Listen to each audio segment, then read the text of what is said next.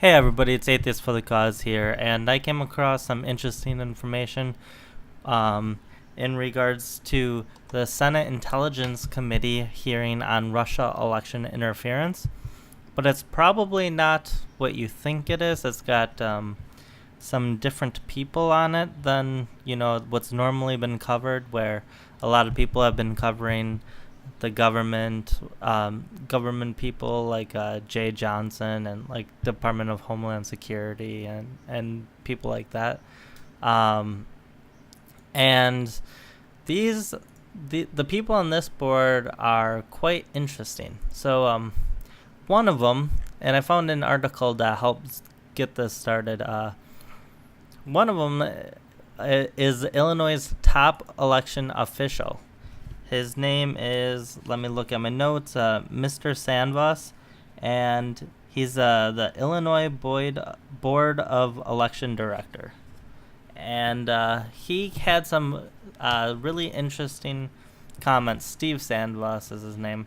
He had some really interesting comments in the hearing that I wanted to show you guys. And it kind of is contrary to what the government has been saying about a lot of this stuff, about their who's responsible and the confidence in that.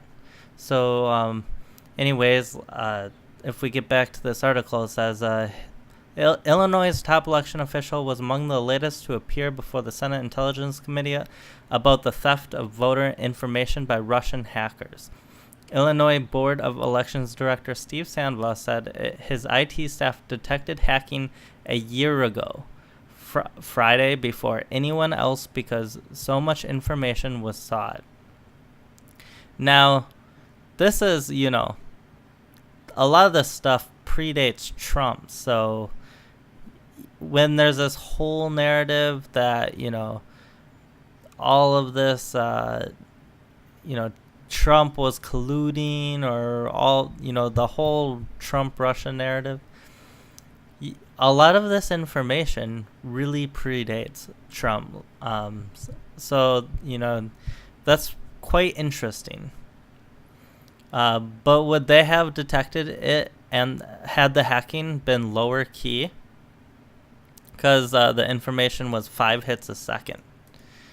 He thinks not, at least not right away. Instead, Sandvoss said the hits continued in unrelenting fashion for weeks after the holes in security were plugged. He said a less relentless hack probably would not stand out. Although the FBI said there is no question Russian hackers are responsible, Sandvoss said he hasn't been told that directly. The malicious IP addresses state IT workers identified were from the Netherlands. He said he is willing to share how weaknesses were plugged with other states, but said what is needed is state-of-the-art paper ballot-based systems paid for with federal money. And actually, some states do have, paper ballots, and a lot of states have where you back up the elections with paper ballots. Most states, I believe, have that, but there's some states that are like completely reckless, where they have no paper ballot, even backups, and it's ridiculous. We absolutely have to go to paper ballots, in my opinion. Otherwise, we should just do it totally online. I mean, what's the point? There's almost no point in what they're doing here. So, sorry, I got a text. But let's go to some of this hearing, and you can hear what this guy has to say. It's pretty much what I'm going to first show you is what this article was just explaining, but I want you to hear it from the horse's mouth, and then I'll go through some other good points throughout this hearing. But there's honestly so much good information in this 3 hours that you should, I'll post it in the description, and you should definitely listen to the entire thing. Thank you very much, Mr. Sandvoss. July 12th was the date that you first discovered that you had issues, is that right? Yes, that's correct. And that was a result of a high volume spike. Is that correct? Yes, that is correct. Then when you looked at it, you found out that the intrusion attempts actually had started June 23rd. Is that correct? Yes. So, and those were low volume spikes starting on June 23rd. Yes. All right. So if they had never cranked up the volume, is it fair to say you would have never discovered it? Or probably wouldn't have discovered it? I would say it would probably not have been discovered, certainly not right away. And if the volume was low enough, even an analysis of our server logs might not catch something like that because it wouldn't stand out. So I think the answer to your question is yes.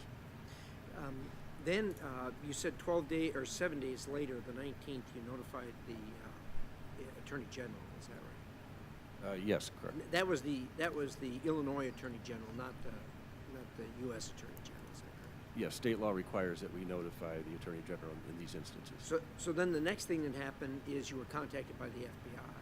Is that correct? Yes. So the question I've got, I'm just trying to get an understanding of the facts. Are you assuming that the Illinois AG had contacted the FBI, or do you know that or not know that? I don't know that for sure, but I would suspect that they probably did, because how else would the FBI know? Well, and that's kind of where I was getting. Is that So this is important because this is showing that the detection of all of this it started in Illinois. And then the only reason the FBI knows is because the state of Illinois caught and detected what was happening. And then it was likely the Attorney General of Illinois that told the FBI. Otherwise, the FBI likely wouldn't have known that it even happened. that was not the result of some federal analysis, that there wasn't a federal analysis of this that turned up what had actually happened. Is that a fair statement? I believe so, yes. You then did some things to try to mitigate what had happened. Have you shared this with other states as to what you had done in order to, develop a best practices, if you would? We didn't have any formal notification to all 50 states, no. I think our focus at that time was trying to repair the damage and assess, what needed to be done, especially with respect to. So this is kind of interesting because it makes sense that, they wouldn't. They were in basically a moment of crisis, so they're trying to close their gaps. They're responsible to their own people, their own constituents, but it seems like there should be something in place that if something like this happens, there's someone in charge to, nearly instantly send this out to all the states or some sort of federal authority right away that, they can make sure it gets to everybody and everybody can start trying to detect if they're also having these issues. To the voters who had their So the system definitely needs upgrading. information accessed. I believe that once the FBI became aware of this, I know they contacted the different states. I don't believe our Attorney General's office did, although I don't know that for certain. But we did not have any formal communication with all 50 states regarding this. And do you believe that you have developed a best practices action after this attack that you've described for us? I believe so, yes. You think it'd be appropriate for you to get that out through the Secretary of State's organization or other organizations so that other states could have that? Certainly, absolutely. Well, yeah, it's nice now, but this needed to happen how long ago? And I'm not blaming him or Illinois. I mean, they're the ones that detected it. They deserve credit. But, we're talking months later, and apparently this still hasn't been relayed to all the different states formally.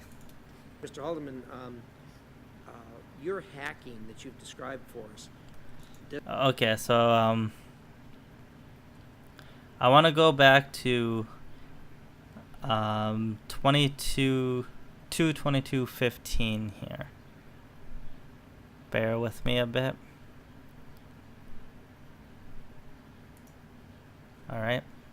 And we're going to talk about how the election systems were hacked.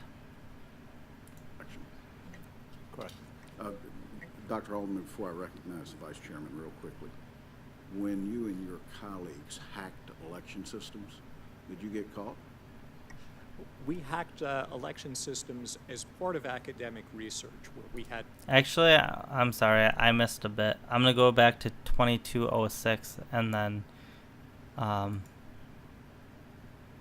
this is interesting because they actually state that no votes were altered, so I just wanted to get that out there. This is where these people are actually falling in line with, you know, the same information that the federal government has been saying, which is everybody's been saying no votes were altered. And I find that interesting because the Democrats are pushing this, you know, hacking so hard and trying to scare people so much, but in the mainstream media is like trying to make it seem like the elections were literally swayed by this, but they simply weren't. And these people, a lot of them are stating things contrary to what the federal government is saying about a lot of this and what the mainstream media is saying about a lot of this, but what pretty much everybody in government is agreeing upon, and within, you know, these businesses that are basically involved with these voting machines, is that the one constant is that no votes had been altered. I take for granted none of you at the table have evidence that vote tallies were altered in the 2016 election. Correct. Dr. Haldeman, before I recognize... There you go.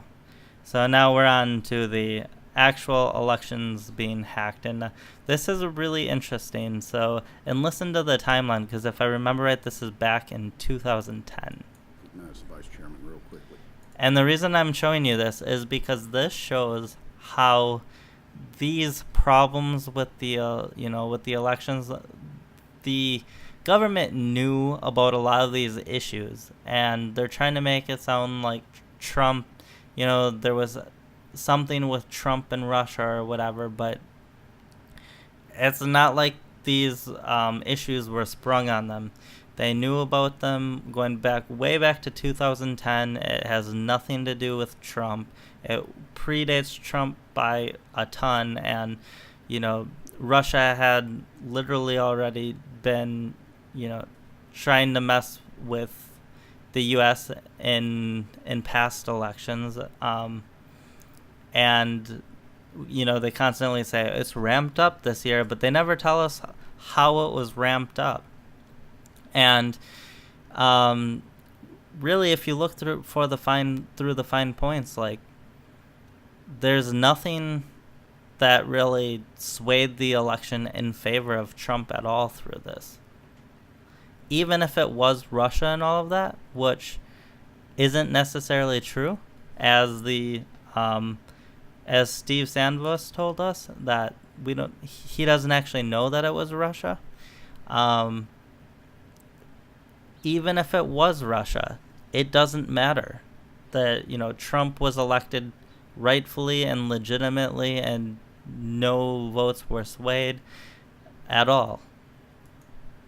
When you and your colleagues hacked election systems, did you get caught?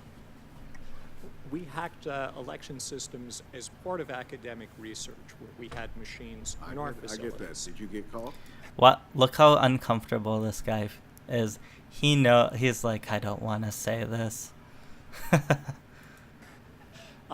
Did they see your intrusion into their systems? The one instance when I was invited to hack a real voting system while people were watching was in Washington, D.C. in 2010. And in that instance, it took less than 48 hours for us to change all the votes, and we were not caught. Vice Chairman. So, back in 2010, it took 48 hours, and they changed all of the votes in the election, and they weren't caught. Now, of course, this was just like, this wasn't in a actual with real election results and stuff. Like, this was like a mock thing, but he got around the systems, and it didn't take particularly long, and the elections were actually swayed in this case. But so that shows like just how much the government knew about these issues, and that it could have been a lot worse if Russia actually wanted to meddle. They could have, and they chose not to. So that wasn't their attempt, wasn't to put Trump in office. So now I'm gonna go way back to, I guess, 2/18/42. And there's just a couple interesting factoids. Enjoying some quality time away from his work at the DNC, and he gets an email from... Oops, I'm not far enough.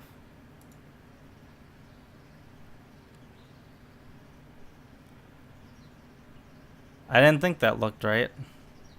God, this is so annoying when it's 3 hours. A week After the AG was notified by us of this breach. And the AG was notified approximately when? On July 19th. July 19th, okay. At what point did the state of Illinois know that it was the Russians? Actually, to this day, we don't know with certainty that it was the Russians. There you have it. He doesn't know it was the Russians. Even to this day.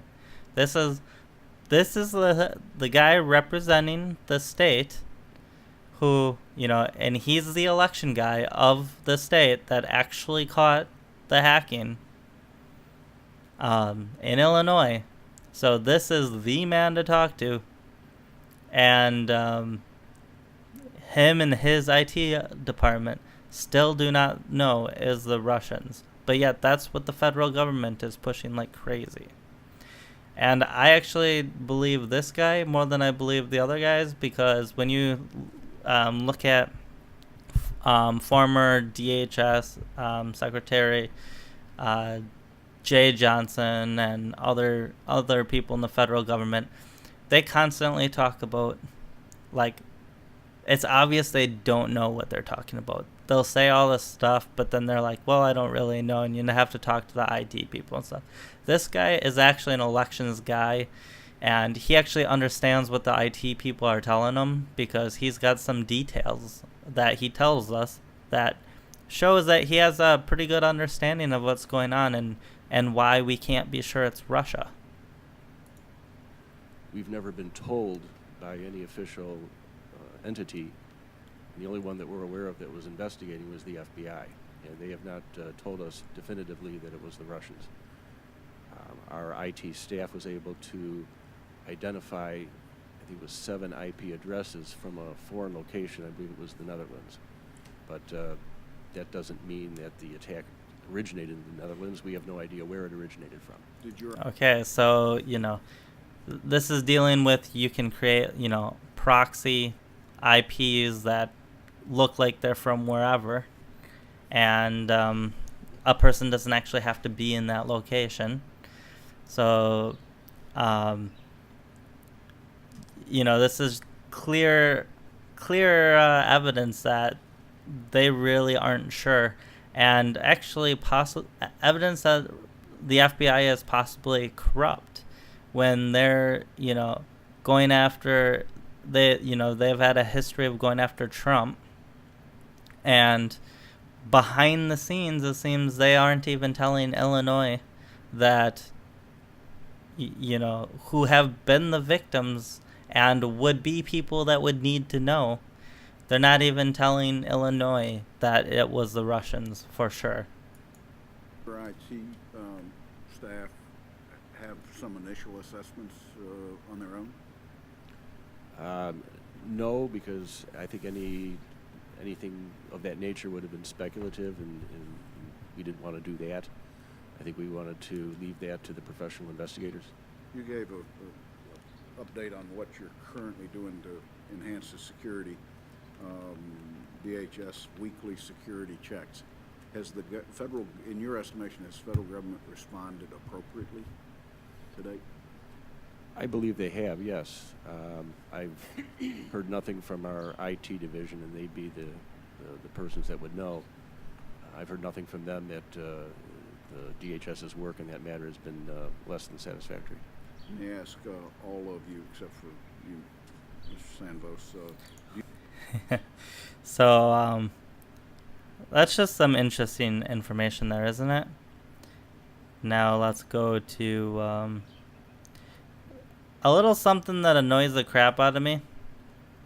Because this is like, oh, gotta protect the public. This woman, I'll let her talk, and you'll probably pick it up why she annoys the shit out of me. And but I'll let you know after. I think we need to be very careful, and we need to balance the information, because the worst thing that we can do is make people think that their vote doesn't count, or it could be canceled out. And so if telling the public that that these attacks are out there and that our systems are vulnerable, and it doesn't undermine confidence, it makes them know that we are doing everything we possibly can to stop those attacks, I'd be in favor of it. I take for granted none of... Okay, so what she's saying there is that if it's beneficial, if these leaders determine that the public shouldn't know because that there's weaknesses in the system, because then they will feel like there are weaknesses in the system when they go to vote, and that will undermine confidence in the vote, that if that's how the public will feel after they tell the public, then they shouldn't tell the public. I couldn't disagree more. If there are holes in the system, the people have a right to know whether it makes people feel like their vote doesn't matter or not. And, I mean, you're talking about people who are going to register, who feel that their information is confidential and all of that, and yet there are all these holes where people can steal their information, and people should be able to make a cost-benefit analysis on whether they want to vote or not.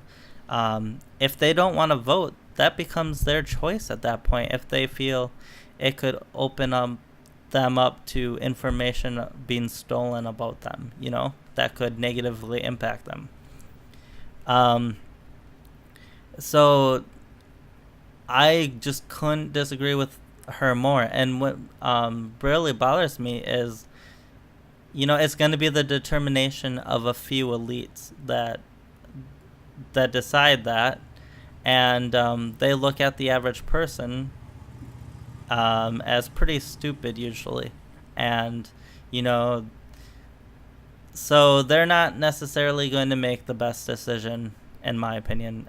They're not going to want the average person to have the decision in their hands, and honestly, like, if there are holes in the system, then the actual election, like, confidence should be undermined. We shouldn't feel like, oh, the elections can't be hacked or altered or anything like that, when if they actually can be, we should know that the possibility is there. So I just couldn't disagree with this person more.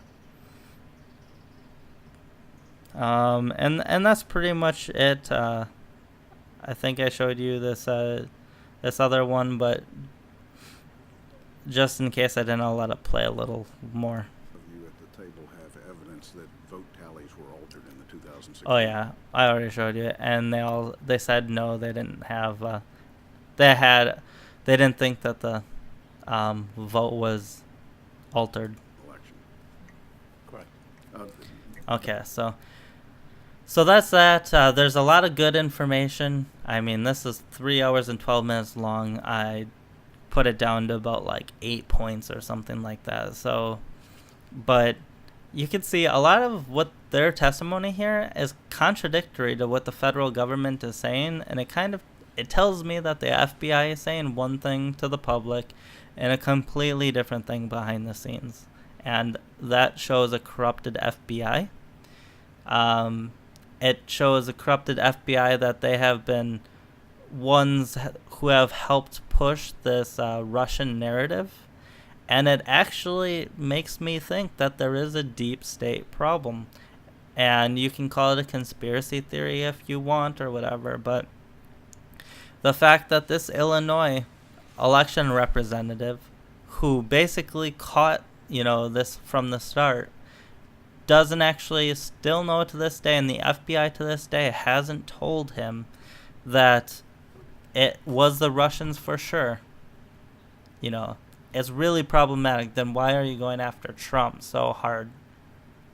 And pretty much every investigation they've started up about Trump and even Flynn and all of that. Flynn resigned / was fired, whatever you want to call it, due to political reasons, because that was politically the most beneficial. But he was actually cleared when it was all said and done.